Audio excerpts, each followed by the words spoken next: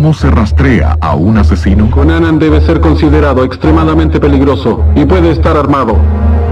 Cuando se descubre un homicidio, la policía debe crear un perfil. Claramente se trata de una persona que fue torturada. Para revelar el rostro del asesino. 3 o 4 minutos es lo que tarda una persona en morir. Los investigadores deben penetrar en la mente del asesino para descubrir quién alcanza el mayor índice de maldad.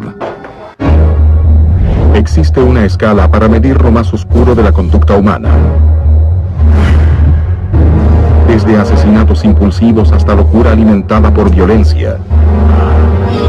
Actos calculados de crueldad, tortura y brutalidad. La ciencia forense dispone ahora de un índice de maldad. Índice de maldad. Cuando un asesino ataca, los investigadores deben considerar todos los motivos posibles, todos los sospechosos potenciales para llevar al asesino a la justicia. 1997, el afamado diseñador de modas Gianni Versace es asesinado frente a su propia casa. Su muerte desata una búsqueda que aterroriza a una ciudad. Santa Clara, California. Un asesino convicto confiesa otro homicidio. ¿Pero es realmente el asesino o solo está jugando con la policía? Y en Hollywood, una joven actriz es masacrada en un ritual. El asesino elude a los investigadores durante décadas. En cada uno de estos casos, los detectives deben profundizar en la mente criminal para identificar al asesino.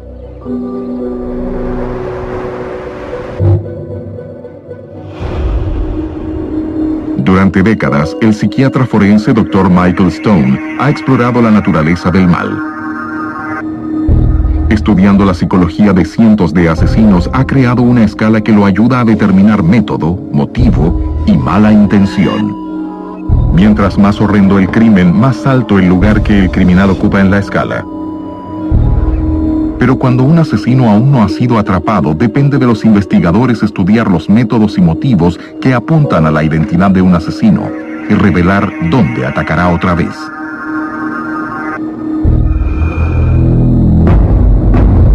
Para ubicar criminales en mi escala, debo responder preguntas claves sobre sus métodos y motivaciones.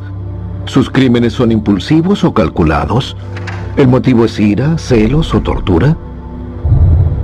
Pero suelo tener perfiles psiquiátricos, biografías, hasta entrevistas cara a cara que me ayudan a hacer mi evaluación final. Sin embargo, se suele pedir a los investigadores que determinen el motivo y el método del asesino en el momento del crimen. Y la habilidad con que puedan tomar decisiones correctas es, a menudo, lo único que evita futuros actos violentos. Uno de los mayores desafíos para los investigadores puede ser rastrear a un asesino en serie. Julio de 1997. El afamado diseñador de modas Gianni Versace es asesinado a tiros frente a su mansión en Miami. La policía se pregunta quién podría querer matar a este ícono internacional. Cuando asesinan a una celebridad, inmediatamente la policía debe preguntarse, ¿será un admirador trastornado? ¿Será un acosador? El espectro de quién podría haber hecho algo así es más complejo del que comete un homicidio común. Los testigos dicen haber visto a un hombre huyendo en dirección a un estacionamiento. En el interior, la policía encuentra un montón de ropa todavía mojada con sudor cerca de una camioneta. Cuando los investigadores verifican el número de identificación del vehículo, descubren que está registrado a nombre de un sujeto asesinado en Nueva Jersey hace 2 meses. El principal sospechoso en ese caso es buscado en conexión con al menos 4 homicidios en los últimos 3 meses. El nombre del sospechoso es Andrew Cunanan. ¿Quién es Andrew Cunanan y por qué querría matar a Gianni Versace? Miami está tensa y temerosa. John Cameron es un inspector de policía retirado. Pasó años rastreando a criminales peligrosos. Ahora participa en la investigación a Cunanan. La evidencia sugería que Andrew Cunanan se había convertido en un asesino en serie.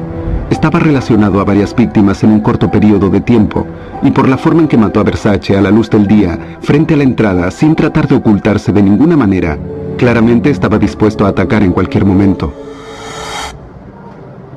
Para entender qué motiva a Cunanan y dónde podría atacar otra vez, los investigadores deben buscar en su historial. Los asesinos en serie representan un gran desafío para los investigadores. Sus actos de violencia a menudo parecen ser al azar, sin ningún patrón observable. Típicamente suelen ser guiados por alguna especie de rechazo que puede hacer que se sientan desesperados.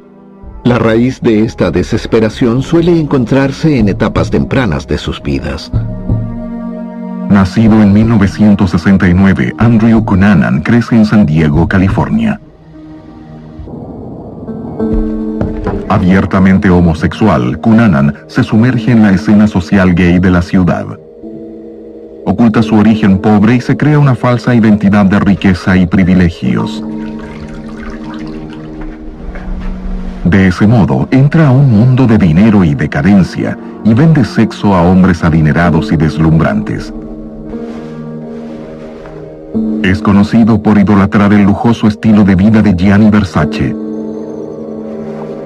En 1996, el novio de Cunanan, David Madson, se cansa de sus engaños e infidelidades. Termina con la relación, destruyendo a Cunanan. Lo que sabemos de la vida anterior de Cunanan me indica que él desea atención y es poseedor de un gran ego. La combinación de esos rasgos puede hacer que una persona, bajo ciertas circunstancias, se vuelva increíblemente desesperada. Para la mayoría de los asesinos en serie, tiene que haber algo que lo provoque. Para descubrir esa provocación, John Cameron examina el primer asesinato en el que Cunanan es sospechoso. 29 de abril de 1997, Minneapolis. Encuentran un cuerpo en un apartamento del centro. Jeffrey Trail ha sido golpeado hasta la muerte con un martillo y enrollado en una alfombra. El apartamento donde encuentran el cuerpo pertenece a David Madson, quien está desaparecido.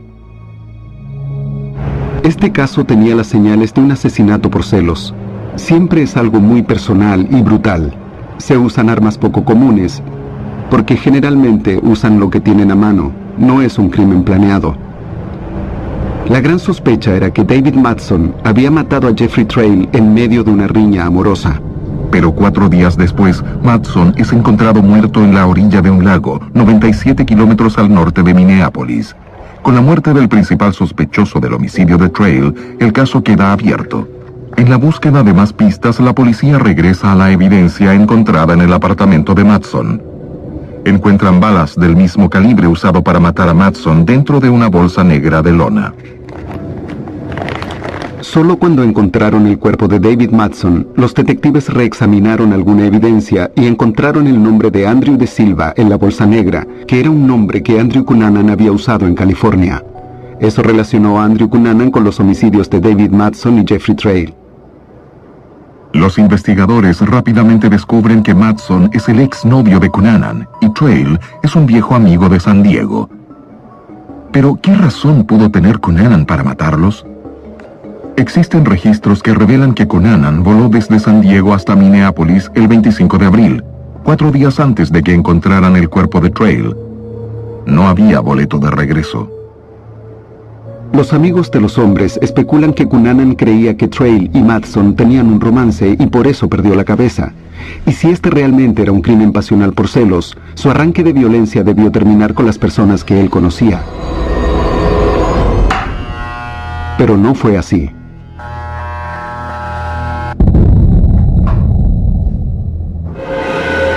Chicago, 4 de mayo. El magnate de bienes raíces Lee Miglin es encontrado brutalmente asesinado en su cochera. Su auto no está. 3 días después, un oficial de policía verifica la matrícula de un jeep estacionado en la esquina de la casa de Miglin. Está registrado a nombre de David Madson. Aquello fue un completo shock. Cunanan era buscado como sospechoso de los asesinatos de Madson y Trail, pero esos eran crímenes pasionales. Conocía a esos hombres íntimamente. pero ahora aparecía relacionado a la muerte de un extraño. En ese punto el perfil del caso se desdibujó. Ahora había que pensar que teníamos un asesino en serie entre manos, y la pregunta era, ¿volverá a atacar? El doctor Michael Stone examina cómo la policía rastrea asesinos. Los persigue, tratando de atraparlos antes de que puedan volver a atacar, como lo fue en el caso de Andrew Cunanan. Andrew Cunanan es un caso único. Aunque su pasado parece revelar una persona con un gran sentido de merecimiento y ego, no tiene un historial de violencia. Sin embargo, se convierte en alguien capaz de múltiples asesinatos, aterrorizando a la opinión pública. 1997. Los investigadores están en la búsqueda de Andrew Cunanan. Es buscado en conexión con 3 asesinatos, la muerte de su examante, su mejor amigo y el brutal homicidio del magnate de bienes raíces de Chicago, Lee Miglin. El inspector de policía retirado John Cameron se une a la búsqueda de Andrew Cunanan. Después de los asesinatos de Trail y Madson, este parecía ser un simple caso de celos impulsivos. Pero cuando Miglin es asesinado, la policía cree que tienen a un asesino en serie entre manos. No solo ataca a personas que conoce, sino también a extraños. Es una situación mortal. Los investigadores están seguros de que Cunanan atacará otra vez. La única pregunta es ¿dónde? 5 días después obtienen la respuesta. Nueva Jersey, 9 de mayo. En un lejano cementerio cerca del borde del Delaware encuentran otro cuerpo. El cuidador William Reese es asesinado a tiros y su camión ha desaparecido. El auto Lexus que Cunanan le robó a Lee Miglin es encontrado en el lugar. Este es el segundo ataque de Cunanan a un completo desconocido. Cunanan lo lleva hacia el sótano y le dispara en la nuca en una especie de ejecución. Después se lleva su vehículo. La única motivación para este crimen parece ser abandonar el auto de Miglin para poder despistar a la policía. Cunanan ya ha matado a 4 personas en 3 diferentes partes del país. Luego, desaparece. La policía hace una redada tratando de atraparlo, pero ha desaparecido. Nadie lo ha visto, no hay pistas. Fue un momento tenso, porque estábamos casi seguros de que atacaría otra vez. De pronto, Cunanan hace una reaparición mortal. 15 de julio, 1997. El diseñador de modas Gianni Versace es asesinado a sangre fría. Parece ser la 5ª víctima de Cunanan. Ese fue un crimen perturbador, porque era una víctima totalmente distinta. Primero mató a 2 hombres cercanos a él, después a 2 extraños, y ahora una celebridad. Antes, Cunanan parecía ocultar sus crímenes, pero la muerte de Versace fue a la luz del día, casi como un anuncio para llamar la atención. Miami inicia la búsqueda de Cunanan. Cunanan debe ser considerado extremadamente peligroso y puede estar armado. La investigación descubre una importante pista. Un recibo de una casa de empeños firmado por Cunanan. Andrew estaba tan desesperado por dinero que de hecho empeñó una moneda de colección que le había robado a Lee Miglin, su tercera víctima, y la empeñó con su verdadero nombre, y también registró su dirección en el Hotel Normandy Plaza. Cuando la policía investiga el hotel en South Beach, descubren que Cunanan estuvo 2 meses viviendo ahí. La evidencia sugiere que se está quedando sin recursos.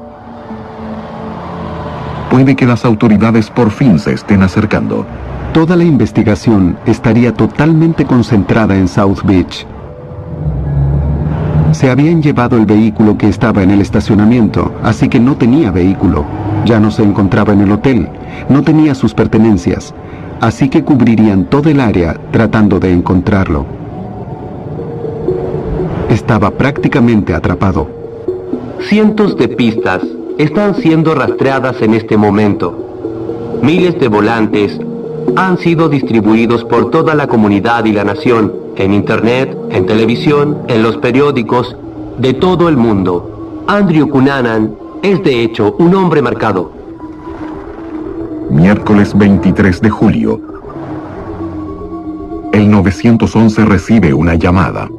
Alguien entró a una casa flotante y se escuchan disparos en el interior.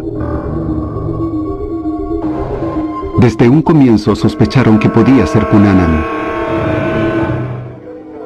Esa noche, un equipo SWAT entra a la casa flotante. En la habitación del segundo piso encuentran a Andrew Cunanan muerto con una herida de bala autoinfligida. Es la misma arma que mató a Versace.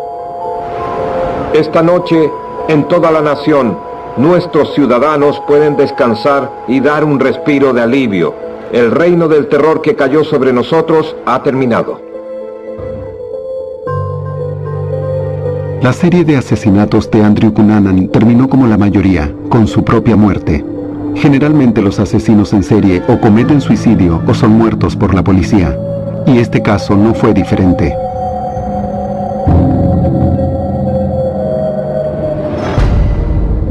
El Dr. Stone examina los asesinatos de Cunanan.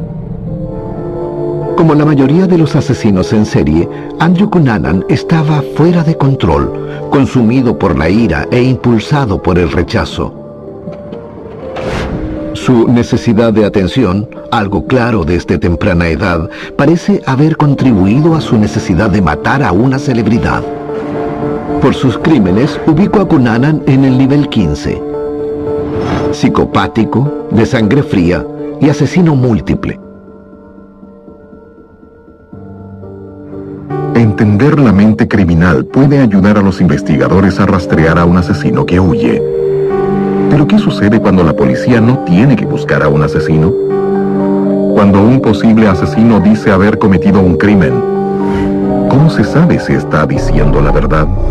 Le divierte la notoriedad de ser el asesino en serie de la cara feliz.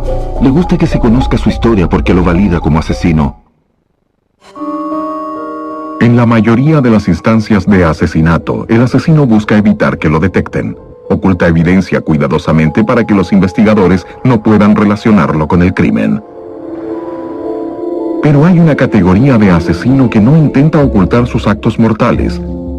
Son buscadores de atención. Suelen dejar una huella de pistas en un juego mortal del gato y el ratón con los investigadores.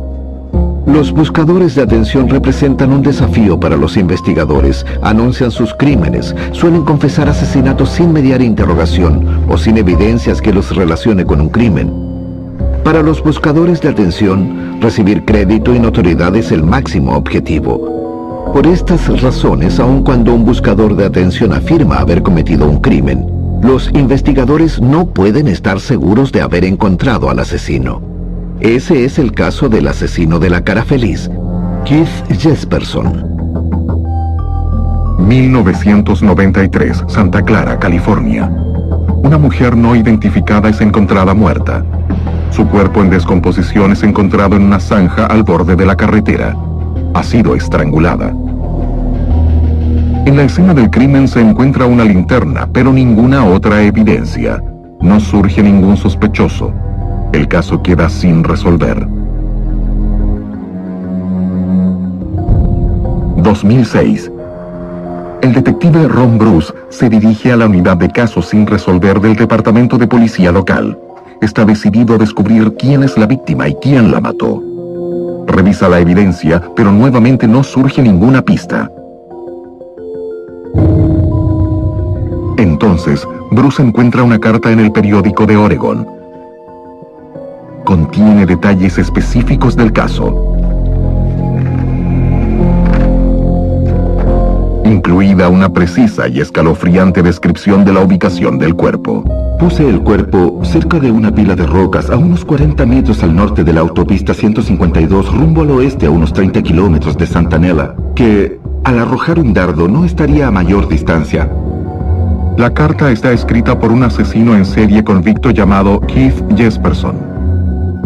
Jesperson está cumpliendo cadena perpetua por haber matado a 4 personas en una serie de homicidios en el noroeste del Pacífico. Sus crímenes fueron acompañados por cartas a la policía y a los medios, asumiendo la responsabilidad por los asesinatos, y firmaba con una burlona cara feliz. Llegó a ser conocido como el asesino de la cara feliz. Pero una vez tras las rejas, Jesperson se adjudica más de las 4 víctimas por las que es acusado. He dicho que la cantidad llega a unas 166 personas. Las declaraciones de Jesperson son asombrosas. ¿Podría ser él uno de los peores asesinos en serie de la historia? Confías a ser el autor de una ola de crímenes que va desde el estado de Washington hasta Carolina del Norte. Como chofer de camión, Jesperson está acostumbrado a atravesar el país.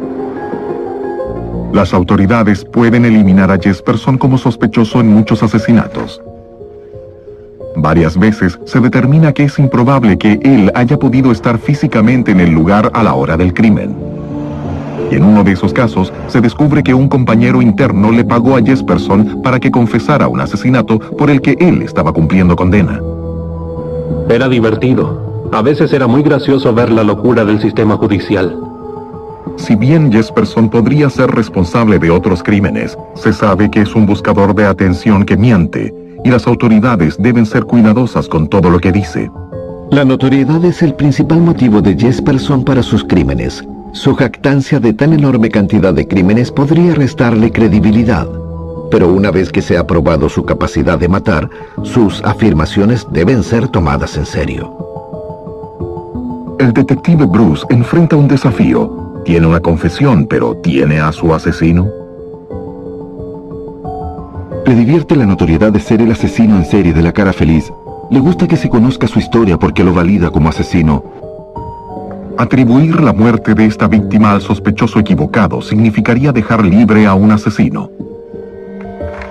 Además, Bruce no desea caer en los retorcidos trucos de Jesperson para llamar la atención. El detective Bruce decide confrontar a su sospechoso con la evidencia, solo que esta vez el interrogatorio será único. Él no está tratando de descubrir si alguien está ocultando un crimen. Está tratando de determinar si alguien está declarando falsamente que ha cometido asesinato. Debe haber una o dos cosas que solo los detectives saben y también el asesino, lo cual nos permite determinar que la persona de la que hablamos es efectivamente el asesino. El doctor Michael Stone ha pasado décadas profundizando en la mente criminal, usando informes psiquiátricos, biografías y entrevistas cara a cara para entender el método y los motivos de los criminales. Pero hoy está examinando el mundo de los investigadores, quienes deben crear un perfil de un asesino inmediatamente después de un crimen. El detective Ron Bruce está investigando el asesinato en 1993 de una mujer no identificada. El convicto asesino en serie Keith Jesperson asume la responsabilidad, pero se sabe que Jesperson se culpa de crímenes que no cometió. El detective Bruce lo visita en prisión para entrevistar a este asesino cara a cara. Jesperson declara que él se encontró con la desconocida en una parada de camiones en la carretera. En su versión de los acontecimientos, ella estaba hambrienta y quebrada. Él le compró comida y le prometió llevarla a cambio de sexo. Ella estaba dispuesta a lo que fuera necesario para tener comida en la barriga, un techo sobre su cabeza y protegerse de la lluvia. 3 o 4 minutos es lo que tarda una persona en morir. No es como en la televisión que son 15 segundos y ya está. No es algo agradable. La primera vez que lo vi fue en la prisión del estado de Oregon. Entramos a un enorme salón de entrevistas en aquella antigua prisión y trajeron al señor Jesperson. La gente me describe como un hombre grande, pero él era mucho más grande que yo. Grandes manos de oso como unas enormes garras. Muy amable, muy cooperador, no vacilaba al hablar, un tipo agradable. Honestamente, un tipo muy agradable, aunque no confiaría en él. Sería difícil hacerlo. No me gustaría ser una mujer que lo haga enfadar. Eso parecía ser su provocación. Él recogía a muchas mujeres, todo era normal. Le gustaba recoger prostitutas en las paradas de camiones y lo hacía con bastante frecuencia. Una de las víctimas que describió le dijo, ¿sabes? Mi vida prácticamente se terminó, quisiera morir. Y él se rió de eso y le dijo, ¿en serio? Y ella dijo, sí, quisiera estar muerta. Yo puedo hacer que eso suceda si eso quieres, y la mató. Si eso es cierto o no, no lo sé. Pero según la evaluación del detective Bruce, este hombre dice la verdad sobre la muerte de esta desconocida. En este caso en particular, Él dijo haber estado en la autopista durante mucho tiempo. Cuando fue al área de descanso en la I-5 con la víctima, la única forma en la que lo puedo describir es que el señor Jesperson, en su mente, comenzó a escribir un guión de cómo iba a seguir esa relación. Yo le pregunté enseguida si una prostituta fuera amorosa y cariñosa, ¿eso le molestaría? Él me dijo, no es eso lo que quería. Él quería creer durante ese momento que estaban con él, que se interesaban por él, que ellas lo amaban. Y estoy suponiendo, pero la combinación entre estar demasiado cansado, la forma ruda, según sus palabras, de buscar satisfacción sexual, era negocio, no era íntimo. Y tener que reescribir ese guión, si se quiere, eso era lo que lo provocaba. El detective Bruce sabe que en el pasado Jesperson se ha adjudicado crímenes que él no cometió. Él tiene una pieza esencial de información con la cual probar a Jesperson. La policía descubrió una linterna en la escena. Solo el asesino sabría de su existencia. Debe haber una o dos cosas que solo los detectives saben y también el asesino, lo cual nos permite determinar que la persona de la que hablamos es efectivamente el asesino. En este caso, fue la linterna. El detective Bruce le pide a Jesperson que describa todo el proceso de cómo abandonó el cuerpo de la víctima. La llevé hasta las piedras y la arrojé ahí. Mientras hacía eso, la linterna se soltó del mango y salió volando por el aire. La busqué, pero no la encontré. Con este detalle confirmado, el detective Bruce tiene la certeza de que la confesión de Jesperson de haber matado a la chica es verdad. Pero no cree que este buscador de atención haya abandonado su linterna accidentalmente. Mi especulación es que en cada homicidio que él cometió dejó algo en alguna parte que después pudiera ser una pista para llegar hasta él. No quería que nadie se adjudicara el crimen. En 2006, el detective Bruce acusa oficialmente a Jesperson por su brutal crimen. En 2007 es condenado por asesinato. Pero para cerrar completamente este caso, el detective Bruce aún tiene que identificar a la víctima. Los bocetos son su única posibilidad. Cada vez que le miro los ojos, cada vez que miro los ojos en esa imagen veo dolor. Si observamos las mejillas demacradas, la palidez de una alcohólica o drogadicta, se trata de una persona indigente. Es alguien que ha estado bajo la lluvia. Alguien debe conocerla y espero que de ahí venga mi pista. Alguien que la conoció, que pueda proporcionarme el siguiente paso en esta búsqueda de su identificación. Lo único que sé es que no me gustaría que me abandonaran aquí. En ese punto, ella no era más que un pedazo de basura para él. Ella perdió todo valor para él en todo sentido. Así que espero poder identificarla y dar una sensación de tranquilidad para su familia, si es que la tenía. Y para mí también. En su búsqueda por el asesino de la desconocida, el detective Bruce ha profundizado en la mente de un asesino en serie hambriento de atención. Con la evidencia descubierta por el detective Bruce, el Dr. Stone ubica a Jesperson en su índice de maldad. De muchas formas, los buscadores de atención son el mayor desafío que los investigadores deben enfrentar. Llevan rápidamente a los investigadores a su objetivo, la confesión. Pero solo a través de un diligente trabajo policial se puede desenredar la red de mentiras de un buscador de atención. Puede que nunca se llegue a saber cuántas personas mató realmente Keith Jesperson. Para ubicarlo en mi escala, debo considerar el daño que él hace con el simple hecho de adjudicarse tantos crímenes. Keith Jesperson es un maquinador psicopático de sangre fría, guiado por una poderosa necesidad de atención. Por sus crímenes y por todos los que dice haber cometido, lo ubico en el nivel 18 de mi escala, un nivel reservado para psicópatas obsesionados con el homicidio. Cuando regresemos, un investigador hace un impresionante descubrimiento en uno de los casos de asesinato más conocidos en la historia. Claramente tenía conocimientos de cirugía y sabía cómo cortar un cuerpo. El doctor Michael Stone está explorando cómo los investigadores rastrean a los asesinos, examinando las técnicas que usan para intentar revelar el rostro de un asesino con las pistas que quedan en la escena del crimen. Esencialmente, todos los crímenes parten siendo no resueltos. Es a través de la evidencia que la policía puede llegar a potenciales sospechosos e identificar a aquellos que creen culpables. Pero a veces, cuando el asesino es hábil para evitar que lo detecten, un crimen puede convertirse en un inmenso desafío para la policía. Los Ángeles, 15 de enero de 1947. El cadáver desnudo de una mujer es encontrado en un terreno baldío. La escena es chocante. El rostro de la víctima tiene un corte de oreja a oreja, creando una mueca horrible. Su cuerpo ha sido cortado por la mitad con precisión quirúrgica. Sus brazos están levantados sobre la cabeza y doblados en los codos en ángulos de 90 grados.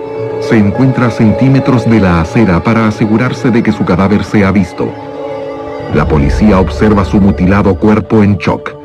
Jamás habían visto algo así. Encuentran un cuerpo que está perfectamente cortado por la mitad. Toda la sangre ha sido drenada de su cuerpo. Ven señales de tortura. Ven un cuidadoso posicionamiento del cuerpo. No fue simplemente arrojado ahí, sino que fue puesto en forma deliberada y cuidadosa. Los investigadores identifican el cuerpo. Es Elizabeth Short, esforzada actriz de Hollywood de 22 años. La policía no tiene pistas. En los meses siguientes, el asesino envía burlescos titulares de periódico y misteriosas postales mofándose de la policía y la opinión pública. Los investigadores siguen cada pista, pero no aparece ningún sospechoso. El caso queda sin resolver. La misteriosa y dramática naturaleza de este crimen hace que por siempre sea conocido como la Dalia Negra. El asesino de la Dalia Negra es un individuo desesperado por reconocimiento. Él quiere el crédito por lo que ha hecho, pero esto también es una escena increíblemente brutal, una que revela tortura y cero empatía por la víctima. Es muy probable que el asesino tenga un avanzado entrenamiento médico, dada la naturaleza de las heridas, y es claramente muy inteligente. Como la única evidencia disponible para la policía es la información que el mismo asesino ha elegido revelar, la persona responsable de este crimen fácilmente ocuparía los niveles más altos de mi escala. Steve Hodel solo era un niño que vivía en Hollywood cuando el mutilado cadáver de Elizabeth Short fue encontrado. Cuando él se unió al departamento de policía en 1963, la Dalia Negra ya era el caso de asesinato sin resolver más famoso en la historia de Los Ángeles. Ahora, 50 años después, la naturaleza del asesinato de Elizabeth Short revela mucho al retirado detective sobre las características del homicida. Claramente se trata de una persona que fue torturada tal vez 2 o 3 horas. Notamos que aquel era un corte perfecto. Solo hay una forma en que se puede dividir un cuerpo sin pasar a través del hueso, y eso es cortando a través de la segunda y la tercera vértebra lumbar. Este no fue un carnicero o un cortador de carne. Debió ser alguien que supiera medicina. Después de la muerte de su padre, el doctor George Hodel, en 1999, Steve encuentra una misteriosa foto en blanco y negro de una mujer desnuda. Es una foto que su padre tomó. Miré la fotografía y pensé, ¿por qué esta cara me parece tan familiar? Hasta el día de hoy, no sé por qué, pero la Dalia Negra se me viene a la mente.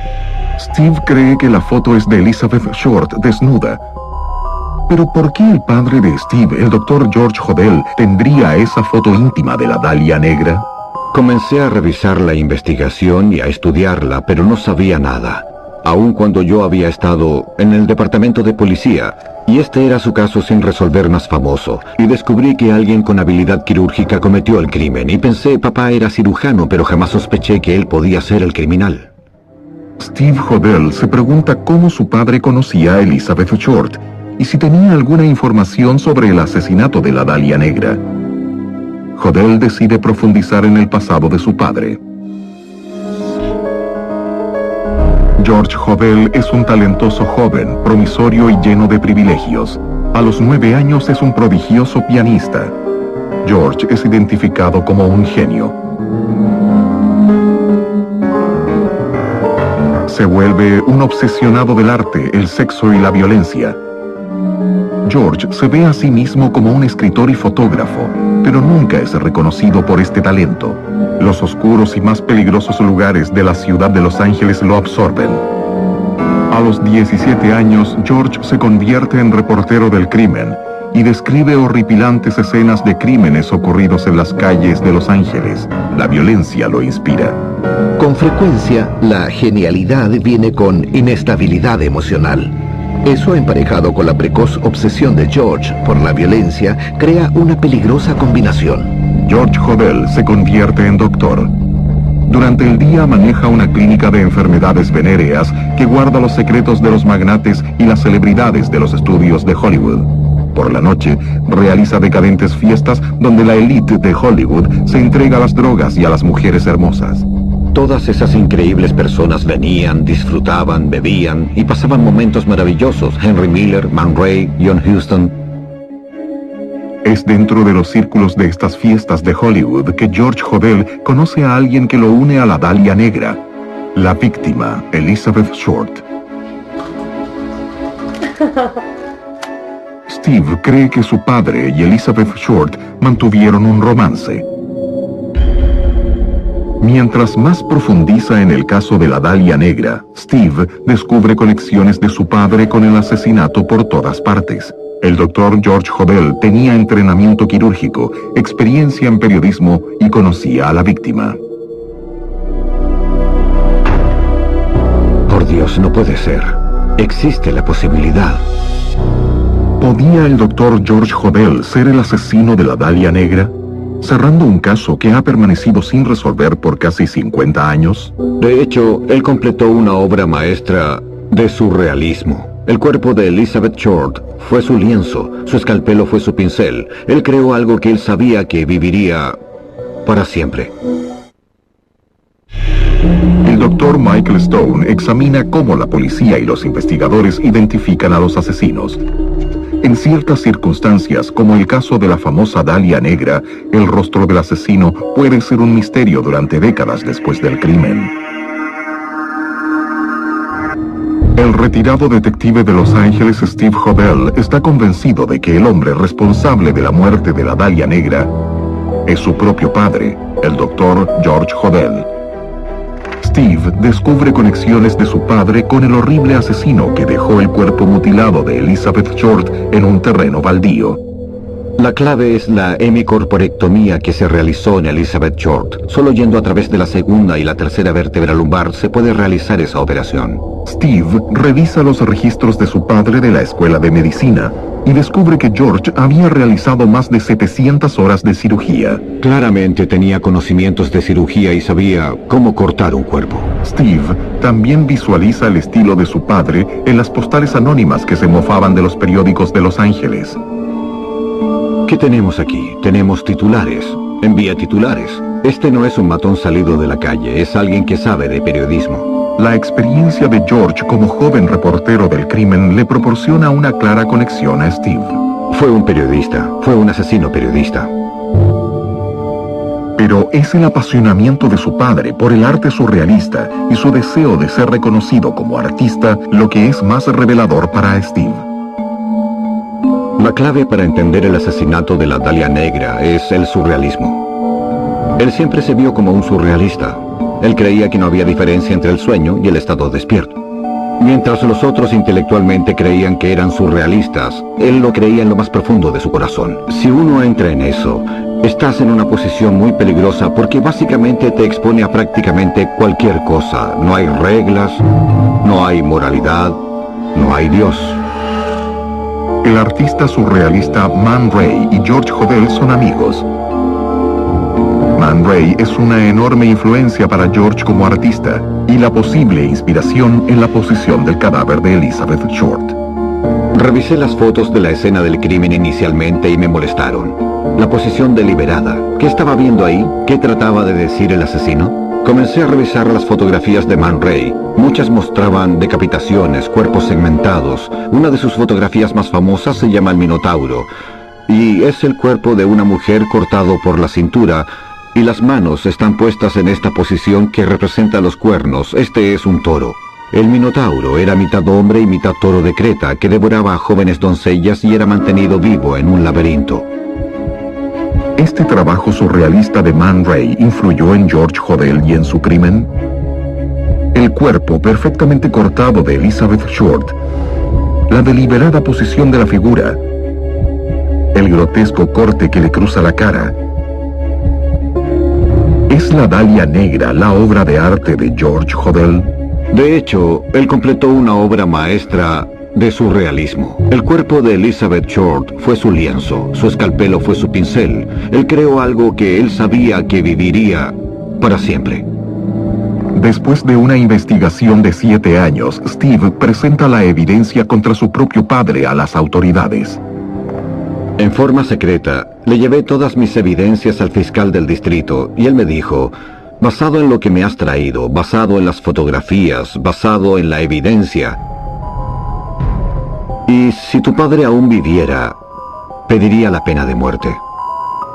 Pero los misterios del caso de la Dalia Negra mantendrán el asesinato de Elizabeth Short sin resolver. Todos los reportes han sido borrados del Departamento de Policía de Los Ángeles. Desaparecieron. No solo desaparecieron las transcripciones y toda la información sobre George Hodel, sino también toda la evidencia física. El potencial vínculo al ADN se ha esfumado. El departamento no tiene explicación para ello. Todo lo que pueden decir es, bueno, a veces esto pasa. Steve cree que la evidencia en el archivo de la Dalia Negra fue destruida para proteger a su padre. La clínica de enfermedades venéreas de George Hodel puede haber tenido secretos sexuales de la élite de Hollywood que le proporcionaban privilegios especiales. Pero sin el archivo completo del caso, nunca estaremos seguros de que George Hodel es el asesino de la Dalia Negra. Sin embargo, Steve Hodel está seguro de haber cerrado uno de los casos sin resolver más famosos de la historia. El crimen de la Dalia Negra fue increíblemente horrible. Hubo tortura y hubo exhibicionismo. Claramente el asesino era muy hábil e inteligente. George Hodel era un hombre muy perturbado, que aunque brillante tenía un distorsionado sentido de la realidad. Hay grandes razones para creer que Hodel fuera capaz de un crimen así. Si Steve tiene razón, yo pondría a Hodel en el primer lugar de mi escala, nivel 22. Asesinos psicopáticos y torturadores, con la tortura como su principal motivo. Investigadores en busca del mal, rastreando asesinos que están sueltos, deben penetrar en las mentes de asesinos para evitar futuros actos de violencia. El Dr. Stone continuará estudiando las técnicas usadas por los investigadores en su búsqueda para entender a aquellos que son considerados con el mayor índice de maldad.